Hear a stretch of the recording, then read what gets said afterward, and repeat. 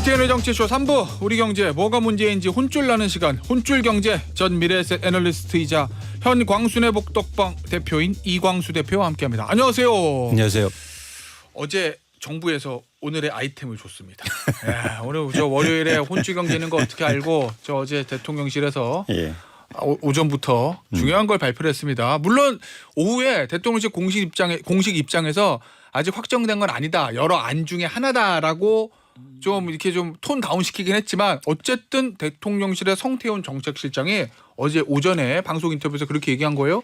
종부세 사실상 폐지 그리고 상속세는 최고세율을 30%까지 낮추는 안. 요 얘기를 했어요. 요걸 우리가 오늘 짚어볼 건데 일단 첫 번째 종부세부터. 종부세 제도를 폐지하고 필요시 재산세의 일부 흡수하는 것이 바람직하다. 뭐 사실상 폐지 얘기거든요. 그렇습니다. 그럼 구체적으로 이건 어떻게 하겠다는 얘기예요? 그러니까 일단 정부에서 얘기하는 건 네. 종부세는 초고가 1주택자하고 네. 주택을 과도하게 많이 갖고 있는 사람한테 일단 부과하고 초고가 1주택자. 네. 예. 그다음에 근본적으로 좀 폐지하겠다. 예. 이런 얘기고요. 예. 또 하나 뭐냐면 종부세를 폐지하면서 재산세를 부과하면 되는 거 아니냐. 그래서 이중과세 문제가 있다. 그래서 재산세로 사실 일종의 전환시키겠다. 예. 이런 계획을 발표한 겁니다. 이게 사실은 총선 이후에 야당인 민주당에서부터 이제 먼저 나오기 시작한 거거든요. 그렇습니다. 종부세. 그렇습니다. 그리고 이제 대통령실에서도 얘기가 나오는 건데 이거를 전면 개편하겠다. 이렇게 하는 이유는 어디 있는 거예요? 일단 정부에서는 두 가지 목적을 발표했는데요. 첫 번째는 종부세가 주택가격 안정화에 도움이 안 된다. 그동안 주택이 올랐을 때 종부세를 도입했는데 하나도 안정시키지 못하지 않았느냐 네. 이런 근거를 대고 있고요. 두 번째는 임대인들이 결국에 세부담이 강화되면 임차인한테 전가되는 거 아닌가. 집주인들이. 네, 그렇죠. 네. 그래서 나는 집주인한테 손해 볼 수 없어. 그렇죠. 네. 그래서 오히려 전월세 가격이 오르는 그런 효과를 내는 거 아니냐. 그렇기 네. 때문에 종부세는 없애야 된다. 네. 이런 논리를 내세우고 있습니다. 예. 일단 뭐 이거는 입법 사항이기 때문에 네. 뭐 야당이 좀 협의를 해줘야 되는데 아마 야당에서도 총선 이후에 이 문제가 나오기 시작했기 때문에 대통령실에서도 뭐 꺼냈겠죠. 그렇죠. 뭐 여소야되지만 그렇습니다. 얘기 잘 해보면 뭐 합의를 볼 수도 있다 이런 생각이 있는 것 같은데 만약에 이렇게 해서 폐지되거나 네.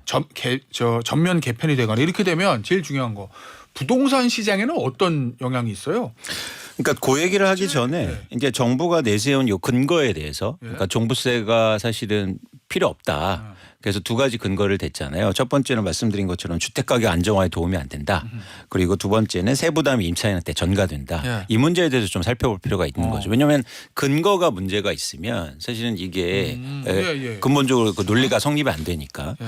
근데 주택가격 안정화 효과가 직관적으로 보면 없는 게처럼 보입니다. 근데 중요한 건 뭐냐면 그러니까 종부세가 도입되면서 주택가격 안정화가 안 된 게 아니라 종부세가 계속 쉽게 말해서 왔다리 갔다리 하니까.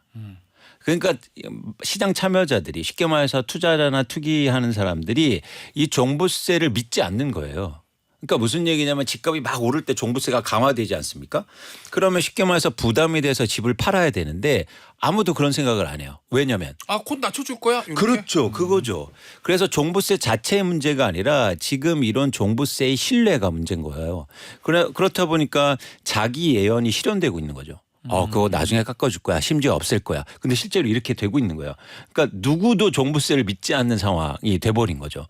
그래서 종부세 자체의 문제가 아니라 종부세의 신뢰가 지금 훼손됐다. 이걸 지키기 위해서도 사실 지금 종부세를 건드리거나 폐지하는 게 과연 온당하냐. 그런 질문을 할 수밖에 없는 거고요. 예를 들면 이런 거네요. 정권이 바뀌든 바뀌지 않든 정부 여당의 선거를 이기든 지든 정책이 좀 연속성이 좀 있어야 되는데 선거 결과나 이런 것에 따라서 정책이 왔다 갔다 하는. 그렇죠. 그렇죠. 결국엔 그래서 한때 저번에 집값 오를 때 막 정부가 규제 나왔는데도 이런 루머도 있었어요. 정부나 그러니까 문재인 정부나 민주당에서 오히려 집값 상승을 부추기는 거 아니냐. 그러니까 그것처럼 사실은 이거 보세요. 이렇게 되니까 또 종부세 얘기를 폐지하고 이런 얘기를 하고 있지 않습니까? 그러니까 예. 정책의 신뢰성이 떨어진다는 거고 두 번째는 종부세가 임차인한테 전가된다. 이거는 저희가 반대로 해석할 필요가 있습니다. 최근에 종부세가 80%가 감소됐어요. 그러니까 지난해 종부세 낸 게 2022년보다 쉽게 말해서 집주인들이 종부세가 낮아졌습니다. 엄청나게 적게 내는데요. 전세 월세 가격 떨어졌습니까? 아니요. 그러니까 과연 종부세 때문에 이게 그러니까 조세 전체 전가와 귀착이 실제로 임차 엔트리에 가느냐의 문제에 대해서 저희가 좀 진지한 고민이 필요하다는 거죠. 그러면 이렇게 근거에 대해서 정확하게 어떤 근거가 없으면 종부세를 왜 폐지하는지 다시 한번 고민할 필요가 있다. 그런 생각을 갖고 있습니다. 알겠습니다. 대표님은 개인적으로는 반대하시는 거죠?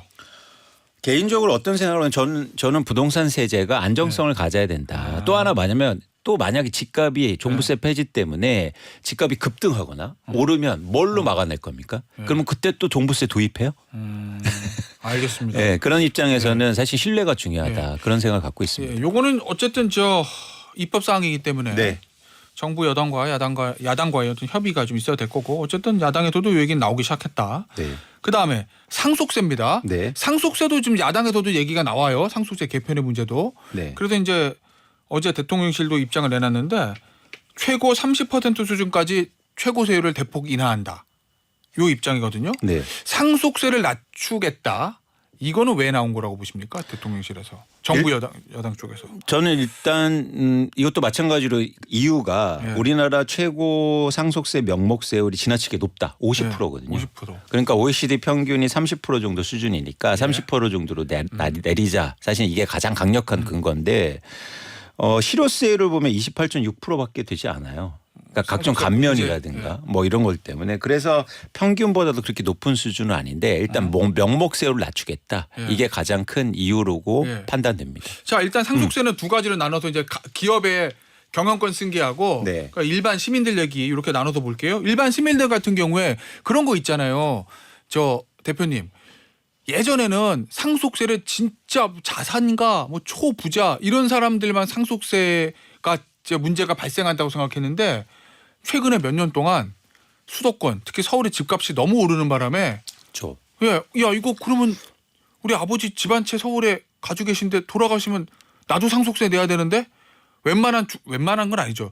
중산층도 집안채 상속받으면 상속세 다 내야 되는데 요 이슈가 좀 생기는 것 같거든요. 네. 이거 어떻게 보세요? 그래서 아마 정부 여당에서 개편 얘기 나오는 거 아니에요? 야당도 그렇고. 그러니까 말씀하신 게 중요한데 이제 두 가지가 있는 거죠. 현실적인 문제가 하나는 뭐냐면 배우분 세대가 퇴직하고 이제 그들의 그런 어떤 고령화 세대의 상속 문제가 그러니까 희자화 될 텐데 그전에 그런 문제가 없었거든. 그렇죠. 아버지 돌아가셔도 집 상속 받는다고 내가 뭐 상속세 낼 일 있나 봐 이랬었는데. 그렇죠. 그래서 일단 고령 시대하고 상속 문제가 커질 수 있다는 거 하고 두 번째는 말씀하신 것처럼 자산 가액 규모가 커졌기 때문에 이제 상속세를 내는 사람들이 많아질 수 있다. 그런 차원에서는 저는 예를 들어서 과세 표준이나 어떤 이런 공제 한도 그렇죠. 그런 것들을 뭐 증액할 수 있다고 봐요. 예를 들면 이게 상속세 공제 한도라든지 최고 세율이 30년 전에 결정된 건데 그렇죠. 그동안 물가도 오르고 자산 가격도 올랐으니까 그렇죠. 현실에 맞게 좀 바꾸자. 그렇습니다. 그런데 중요한 게 뭐냐면 상속세율을 낮추고 과세 표준을 뭐 올리고 공제 한도를 높이는 것도 중요하지만 지금 굉장히 많이 이 상속세를 탈피하기 위해서 탈세나 편법 각종 막 이상한 증여 방법들이 굉장히 많거든요. 아, 그래요? 이제 그런 부분을 확실히 막아놓고 그런 부분에 상속세를 낮추면 일종의 과세 쪽으로 들어오잖아요. 그런 것들을 완비할 필요가 있다. 그러니까 제도를 그렇죠. 그러니까 무작정 상속세율만 낮추는 게 아니라 이런 편법 같은 거를 강하게 규제한 다음에 다 그럼 일로 와서 우리가 다 같이 상속세를 이런 어떤 공정과세의 원칙이 대한민국에서 지금 잘 성립돼 있느냐가 먼저 저희가 질문해야 되지 않느냐 보고 있습니다. 알겠습니다. 자 그러면 전제 조건을 그 공정과세에 대한 거 탈법, 편법 요거 다 막을 수 있다고 전제하고 지금 이 타이밍에 상속세 개편하는 게 필요합니까? 대표님 보시면 어때요? 근데 저는 왜 지금 시점에서 이걸 막 논의하는지 잘 모르겠어요. 시점 상황에서. 그러니까 그렇게 급한 것도 아니고. 그리고 좀 더 저희가 사회적 공론화도 필요하고 사회적 합의가 필요하잖아요. 그래서 충분히 이야기가 됐으면 좋겠는데. 그 사회적 합의라는 거는 부자 감세 얘기? 그렇죠. 그리고 뭐냐면 우리나라가 지금 세수가 계속 감소하고 있잖아요. 그런데 세수 감소? 그렇죠. 그런 문제에 대해서 과연 결국엔 누군가 세금을 덜 내면 누군가 더 내야 되거든요. 쓰는 걸 줄이지 않는다면 그러니까 쓰는 걸 줄일 수는 없잖아요. 앞으로 R&D 투자도 많이 한다고 그러고 사회적 SOC 투자도 많이 해야 되는데 네.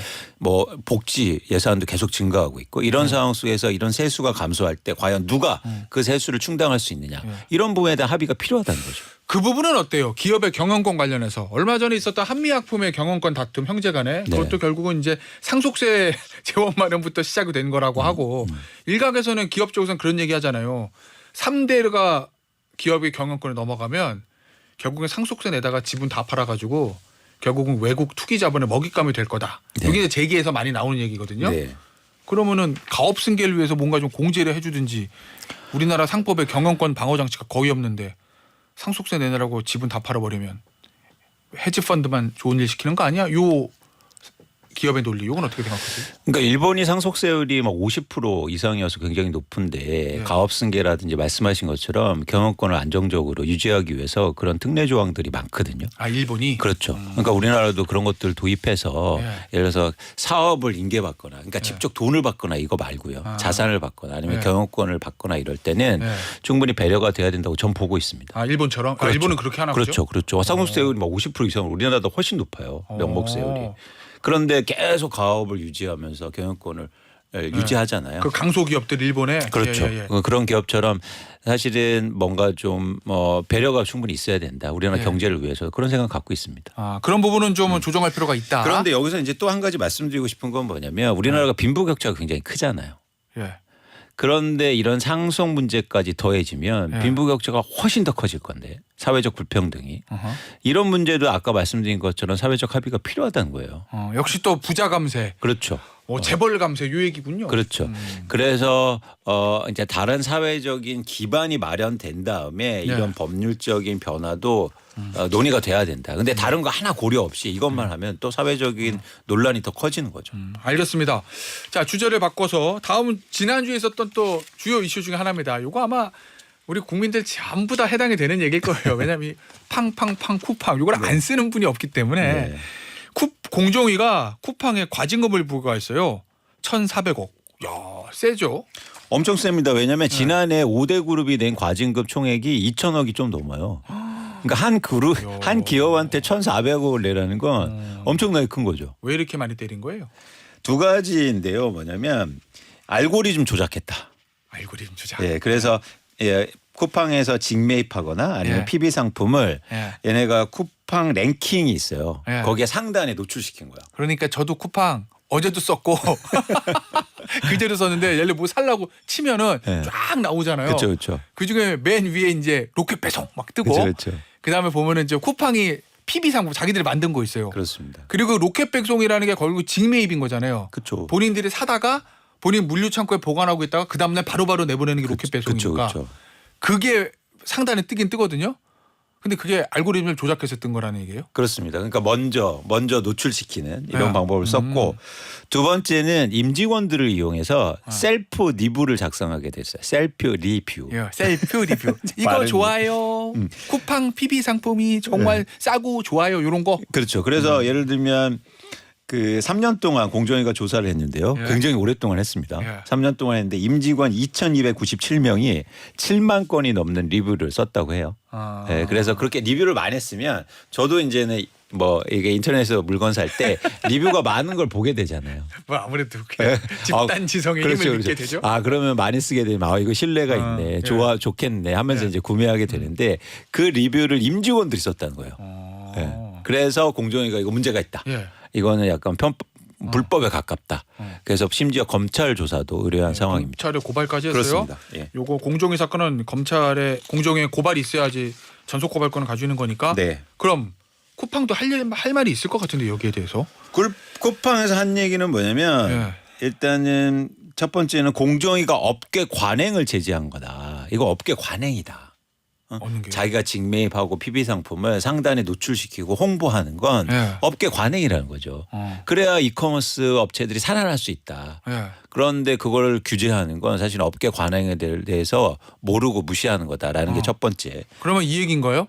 지금 그 PB 상품이나 직매입이라는 게 이제 본인들이 사서 물류 창고에다 보관하고 있다 내보내는 거 다 쿠팡에 여기까지 오게 했던 게 로켓 배송이잖아요. 그렇죠. 로켓 배송 해당되는 상품들이잖아요. 그렇죠. 요거 못하게 하면 우리는 로켓 배송 할 수가 없다. 이 얘기인 거예요. 그렇습니다. 그리고 다른 모든 업체들도 사실 문제가 걸리는 거 아니냐 예. 이렇게 되는 거고요. 그러다 보니까 직접적으로 지금 쿠팡에서 물류창고 투자 안 하겠다. 아, 그 얘기 뭐 부산에 예, 안 부산 만들겠다. 취소하고 막 뭐 착공식 취소하고 뭐 이런 상황인데 22조 예. 원 이상 투자하려고 했거든요. 그러면 예를 들어서 로켓 저 직매입 상품하고 PB 상품 상단 노출 못 시키게 하면 네. 로켓 배송 못 하는 거고 그럼 우리 물류 창고 필요 없는데 그냥 그쵸. 중개만 하면 되는데 요 얘기군요. 그렇죠, 그렇죠. 그리고 두 번째는 뭐냐면 내가 제품을 파는데 일종의 이건 상품 진열이다.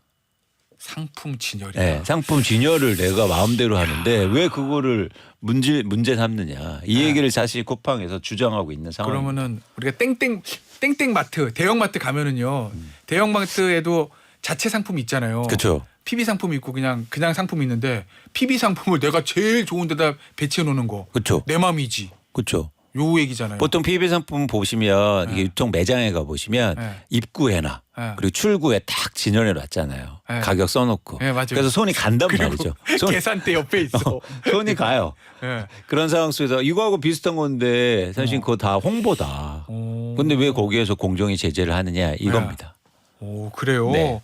아니 이렇게까지 그런데 쿠팡이 강하게 반발하는 상황에서 그럼 공정위가 쿠팡한테 이렇게 강하게 규제했던 1,400억 과징금 그다음에 검찰 고발까지 하는 이유는 뭐가 어디 있다고 보세요? 전 크게는 두 가지로 보는데요. 네. 첫 번째는 이제 이 쿠팡을 보면 자사 제품, PB 상품 포함해서 뭐 직매입 상품이 전체의 70%를 차지해요. 네. 근데 나머지 30%는 입점한 그런 업체들이잖아요. 입점한 업체들이 상대적으로 피해를 보고 있다. 아. 이건 공정거래에 위반된다. 이 논리고요. 네. 두 번째는 이게 확대되다 보면 가격 경쟁력이 정화되지 않느냐. 예를 들어서 쿠팡은 물건을 싸게 사올 거 아닙니까? 많이 사니까. 그렇죠, 네. 그렇죠. 그렇게 되면은 그 제조업체들이나 중소업체들이 어려워질 수 있다. 아. 그런 어떤 공정거래에 심각하게 피해를 줄 수 있다라는 네. 게 공정위의 주장이고 그렇기 때문에 사실은 과징금을 크게 부과한 이유이기도 합니다. 아니 쿠팡이 앞서도 얘기했듯이 이러면 로켓 배송 못한다 이 얘기잖아요. 네. 실제로 어떻게 될 거로 보세요? 로켓 배송 없어질 거로 보세요? 아니면 아니죠. 로켓 방송 안 없어요. 그게 돈 버는 유일한 도구인데 어떻게 그렇구나. 없애겠습니까? 네. 근데 지금 그 쿠팡에서도 네. 좀 위기의식을 느끼는 거예요. 어. 왜냐하면 알리나 테무가 네. 시장에 두고 오면서 네. 사실 이런 부분에 위협을 느끼고 있단 말이죠. 아. 특히 알리 같은 경우는 이게 마찬가지로 직매입해서 한국에서 네. 직접 팔겠다. 예. 그래서 물류창고 투자하겠다. 이런 네. 얘기를 하고 있거든요. 그래서 쿠팡이 지난해 유일하게 흑자를 냈어요. 오, 그래요? 처음으로요. 오. 그래서 이런 추세를 유지하고 네. 싶었는데 갑자기 네. 그런 경쟁자들이 나오고 있어서 자기들도 힘든데 갑자기 공정에서 1,400억 하고 규제를 하니까 이런 부분에서 심리적으로 반응한 것으로 보고 있고 그런데 로켓 배송은 절대 없애지 못한다. 저는 그렇게 보고는 있습니다. 과연 끝 마지막에 어떻게 정리될 것 같습니까 이거? 법정 투쟁? 그렇죠. 이제 법원에서 판단을 이제 내려줘야 되는데 그 부분에 대해서는 저는 뭐 어쨌든 소비자 관점에서 얘기를 드리자면 예. 쿠팡은 굉장히 의미가 있죠. 한국에서 아까 말씀하신 것처럼 대부분의 분들이 쿠팡을 또 사용하고 있고 그래서 원만하게 합의가 이루어졌으면 좋겠고요. 또 하나 뭐냐면 소비자들을 속이면 안 된다는 거죠. 쉽게 말해서 이거 우리가 홍보하는 물건이야. 예. 이런 표시를 하면 충분하지 않을까? 그런 생각을 또 갖고 있습니다. 알겠습니다. 이게 쿠팡이 이 공정위와 인연도 있고 악연도 있어요. 왜냐하면 이번엔 좀 악연인데 지난번에 얼마 전에 쿠팡을 사실은 이 재벌 기업 명단에서 빠졌거든요. 네. 하이브는 들어갔는데 네, 그 이유가 오너인 김범석 대표가 외국에 있기 때문에 소위 말하는 외국인이기 때문에 국적이 그래서 이제 저 동일인 한도에 안 들어간다. 네, 네. 뭐 요거는 이제 공정위가 그래도 쿠팡에게 좀 유리한 유권 해석을 내준 건데 이번에 또 과징금에서는 또 많이 좀 맞았습니다. 과징금을. 어쨌든 그렇다는 거고 요거는 이제 앞으로도 쿠팡이 강하게 대응하고 해서 저 여러 가지 수사 과정에서도 이슈가 생길 것 같으니까 한번 지켜보시죠. 네. 자 그리고 마지막 주식시장 얘기 좀 해볼게요. 네. 정몽구 현대차그룹 회장 건강 문제 없는 거죠. 결과적으로는. 일단 그렇게 이제 네. 얘기를 하고 있고 회사에서 네. 발표했는데 근데 워낙 고령이시기 예, 때문에 나이는 많으신데 네. 근데 사망 소리 돌았어요. 네. 근데 현대차에서 정몽구 회장 사망 소리 만약에 안 좋은 일이 생기면 주가가 떨어져야 되는 건데 사망 소리 나왔는데 주가가 오르는 건 뭐예요? 그건 뭐냐면 현대차 그룹의 지금 지분 구조가 좀 취약하기 때문이요. 아. 네, 그래서 지주사가 이제 현대모비스인데 예. 정 명예회장님께서 현대모비스 지분을 7.16% 정도 들고 있는데 예. 사실 지주회사 역할을 하는 지분을 일단 들고 있고 아하. 취약한 구조를 갖고 있기 때문에 그러면 경영권 분쟁이라든지 아. 사실 이게 단기적으로 주가를 오르는 가장 큰 호재가 되잖아요. 외국계 펀드에서 또 치고 들어올 거다 이런 거구나. 그렇습니다. 그래서 이런 어떤 혼란이 있을 수 있다. 이런 것들이 주식시장에 이제 퍼졌고 예. 그러다 보니까 이게 과거에도 똑같습니다. 어. 정몽구 회장의 어떤 이런 건강 이상설이 있으면 무조건 모비스 주가가 올라요. 예. 어. 공식처럼. 예. 그러니까 그거는 현대차 그룹의 어떤 지분 구조의 취약성을 보여주는 거죠. 그러면 역시 회장 지분을 정의선 부회장이 승계해야 되는데 상속해야 되는데 막대한 상속세 때문에 또 그렇죠. 지분을 일부 팔아야 될 수도 있고 그렇죠. 그러면 또 그 틈을 뜸 싸서 외국계 회사들이 치고 들어올 수도 있고 그렇죠. 지분 매집에 들어갈 수도 있고 그렇죠. 그래서 경영권 분쟁 오르면 단기간 오를 거다 이런 거. 그다음에 그렇게 되면 뭐 현대차 그룹에 뭔가 요구할 수 있고 뭐 예. 배당 증가라든가 자사주 매입이라든가 이런 것들을 요구할 수 있고 예. 그런 어떤 주가 측면에서 좋을 수 있으니까 그런 여러 가지를 보는 겁니다. 얼마 전에 최태원 회장이 이혼 소송에서 저 패소한 다음에 또 주가 올랐던 거랑 비슷한 이유겠네요. 그렇습니다. 예, 알겠습니다. 오늘 혼줄 경제는 여기서 마무리하도록 하겠습니다. 지금까지 광순의 복덕방 이광수 대표였어요. 감사합니다. 고맙습니다.